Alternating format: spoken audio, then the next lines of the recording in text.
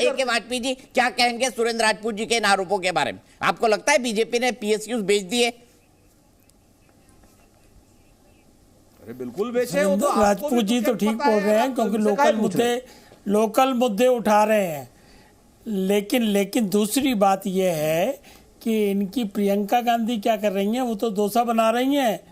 राहुल गांधी क्या कर रहे हैं? जिनकी पूरी इज्जत दाव पे लगी है, क्योंकि कर्नाटक से यात्रा शुरू हुई थी, यात्रा बहुत भारी रिस्पांस इनको मिला था। प्रियंका गांधी कह रहे हैं बेरोजगारी, नोटबंदी, महंगाई, नफरत, यही इशू उठा रही है। लोकल कहाँ उठा रही है वो मुद्दे? और लोकल मुद्दे हैं कहाँ? लोकल मुद्दे तो मोदी जी ने उठाए हैं कि कर्नाटक को नंबर 1 बनाना है, भ्रष्टाचार पे लड़ाई जारी रखनी है, डबल इंजन की सरकार है, कर्नाटक आगे जाएगा तो पूरा देश आगे। ये अपने अजय आलोक भी यही बात कर रहे हैं। तो मुझे ये समझाइए ना, कहाँ है कांग्रेस? हताशा में दिख रही है हमें। लेकिन एक दूसरी बात और बता दूं कि परसों जजमेंट जो सुप्रीम कोर्ट की आई है ना हेट स्पीच में, उसके बाद नेताओं को ज़्यादा खबरदार होना पड़ेगा। ये जो नालायक वाली स्पीच है ये भी हेट स्पीच में आती है। और सुप्रीम कोर्ट ने डायरेक्शन दी है, डीजीपी किसी भी स्टेट का होगा उसको सुओ मोटो एफआईआर करनी है। कंप्लेनेंट की जरूरत नहीं है, वो आपके चैनल के माध्यम से भी वर्ड उठा सकता है और सुओ मोटो एफआईआर करेगा 153B की, 255 की, 505, 506 आईपीसी की, जिसमें 4-4, 5-5 साल की सजा है।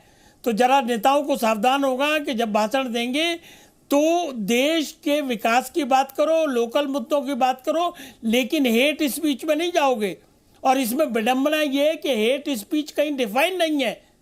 प्लीज अंडरस्टैंड, कौन सी हेट स्पीच है कौन सी नहीं है ये डिफाइन नहीं है। बहुत बड़ा तो इसका भी ध्यान रखना पड़ेगा।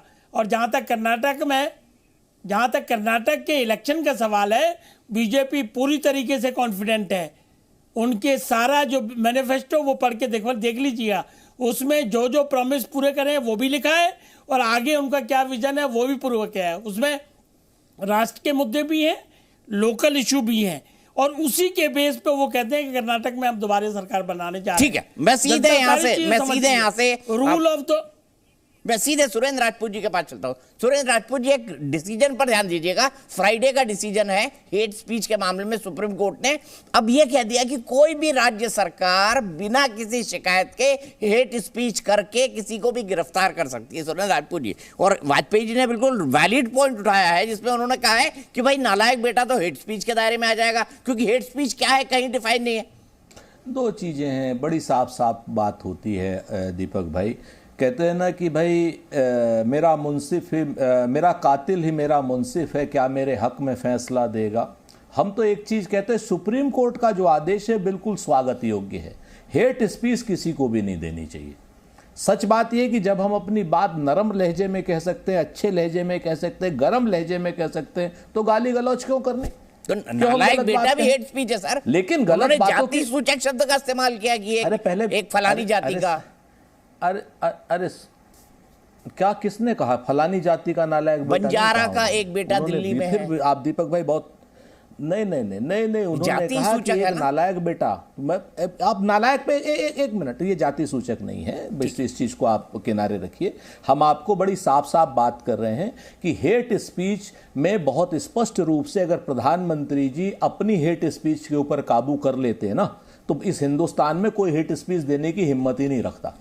मैं तो बहुत साफ कहता हूं। एक बात। नंबर 2, प्रधानमंत्री जी अगर संसद के अंदर सुरपणखा नहीं कहते ना, तो कोई आदमी, प्रधानमंत्री अगर किसी को 52 करोड़ की गर्लफ्रेंड नहीं कहते और कांग्रेस की विधवा नहीं कहते, तो किसी हेट स्पीच की किसी को हिम्मत नहीं थी। आज प्रधानमंत्री जी ने लोगों को खोला है, तो प्रधानमंत्री जी की बड़े आदमी की जिम्मेवारी होती है कि वो अपनी भाषा को लगाम दे, और लोगों की भाषाएं अपने आप लगाम में आ जाएंगी, और नहीं आएंगी तो कानून उस पर विधि सम्मत कठोर कार्रवाई करेगा। हम सुप्रीम कोर्ट के इस निर्णय का बिल्कुल पूरी तरीके से समर्थन करते हैं कि समाज में नफरत की बिल्कुल जरूरत नहीं होनी चाहिए, और नफरत फैलाने वाले जितने मीडिया के चैनल हैं और जितने मीडिया के एंकर हैं उनकी भी जरूरत नहीं होनी चाहिए। मैं नाम लेकर के कह सकता हूं, एक पुराने पहले आप ही के चैनल में था, नाम लेना उचित नहीं, आज दूसरे चैनल में चला गया। प्लीज व्यक्तिगत सच बात यह है कि हेट स्पीच की किसी को नहीं, मैं बिल्कुल नहीं आऊंगा, चिंता मत कीजिए, उतना ही काफी है। मैं फिर से कहता हूं कि जितने मीडिया के चैनल हैं उनको भी हेट स्पीच पर ध्यान और उनके खिलाफ भी एफआईआर होनी चाहिए। जो भी हिंदू मुसलमान की बात करे,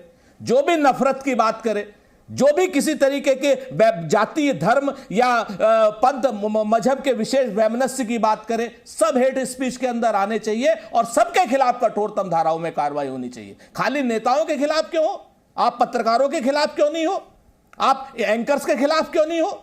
बिल्कुल हो, सबके खिलाफ होनी चाहिए। हम सुप्रीम कोर्ट के इस निर्णय का पूरी तरीके से समर्थन करते हैं। ठीक है अजय आलोक जी, वो कह रहे हैं कि भाई इसको जाति में मत बांधिए। अब सुप्रीम कोर्ट ने जो निर्णय दिया है उसका सम्मान तो करते हैं, लेकिन साथ में उसमें एडिशन भी करना चाहते हैं कि सुप्रीम कोर्ट इनकी बात सुन के थोड़ा निर्णय में और संशोधन कर दे। तो चलिए सुप्रीम कोर्ट देखेगा। इन्होंने कहा क्या किया, देखिए काम करने का इंटेंशन होता है ना, तो वो रिफ्लेक्ट कर जाता है कि क्या किया। मैं 3 सेक्टर ही गिनाता हूं, ज्यादा सेक्टर दिखाऊंगा तो आपका डिबेट का समय खत्म हो जाएगा। किसानी पे आ जाइए, किसानी पे ही बात कर रहे हैं। इन्होंने तो 17 किसान की लिस्ट भेजी थी, हमने 54 लाख किसानों को किसान सम्मान निधि दिया। एमएसपी हमने बढ़ाया, और कितना बढ़ाया? तूर दाल का बढ़ाया 53%, रागी का बढ़ाया 138%, पैडी का बढ़ाया 58%, कॉटन का बढ़ाया 50%। शुगर केन प्राइस कांग्रेस के जमाने में 22,150 टन पे फिक्स था, हमने उसको 23,200 कर दिया पर टन। ये हमने किया गन्ना किसानों के लिए। और हमने क्या किया? किसानों के लिए हेल्थ इंश्योरेंस देने वाला कर्नाटक पहला राज्य बना। 32 लाख फार्मर्स को हमने इसमें इंडक्ट किया है, किसानों के लिए हेल्थ इंश्योरेंस।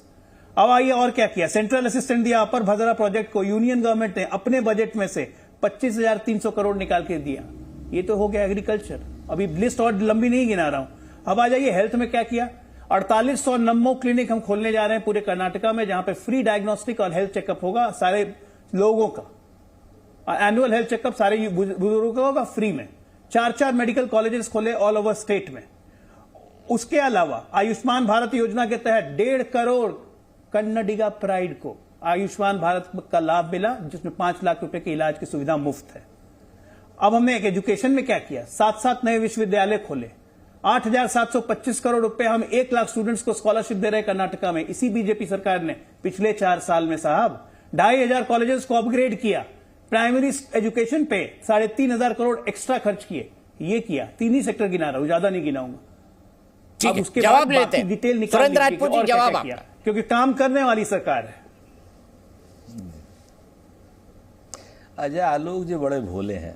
कहते हैं ना कि भाजपा इस कदर किसान पर एहसान करती है, वो आंखें छीन लेती है और चश्मे दान करती है।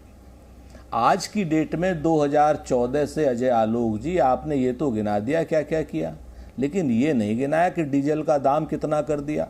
ये नहीं गिनाया कि किसानों के घर में जो बिजली के मीटर लगा दिए उसमें आपने कितने 350% से ज़्यादा का आपने इजाफा कर दिया। आपने ये नहीं गिनाया कि यूरिया की बोरी से 5 किलो यूरिया चोरी कर लिया आपने, और उसके बाद यूरिया का दाम कितना कर दिया। आपने ये भी नहीं गिनाया कि एनपीके का दाम आपने दुगने से ज़्यादा, 2.5 गुने से ज़्यादा कर दिया।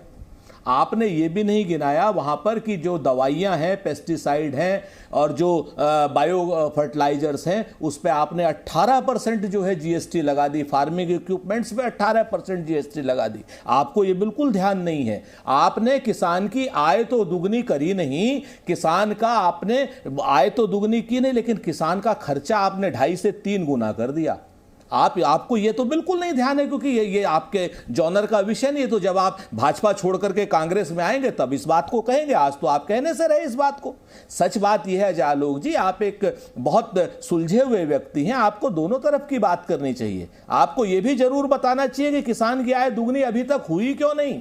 आपको यह भी बताना चाहिए कि एमएसपी पर आपने किया क्या है। रागी की एमएसपी तो आपने बता दी, लेकिन आपने गेहूं की, धान की, और जो 23 फसलें हैं उन फसलों की एमएसपी आपने कितनी बढ़ाई है आपको मालूम है? आपने अपने मूल्य सूचकांक से बिल्कुल बहुत ज्यादा कम उस पर बढ़ाई है। आपको मालूम है गन्ने पर आपने क्या क्या किया? उत्तर प्रदेश हो, चाहे कर्नाटक हो, चाहे महाराष्ट्र हो, कितना पैसा बकाया है? आपको मालूम है कि आपने 2016 से आज किसानों की आत्महत्या आपने बंद कर दी बतानी एनसीआरबी के आंकड़े में, क्योंकि इतनी भयावह रूप से बढ़ गई। चाहे वो कपास का किसान हो, चाहे वो गन्ने का किसान हो। आपको मालूम है कि कितने किसान आंदोलन में मरे थे? उनके अभी तक मुकदमे आपने वापस नहीं लिए। अब हो गया, आप जवाब दे दो। आप कर्नाटक में किस मुंह से किसानों की बात कर रहे हैं?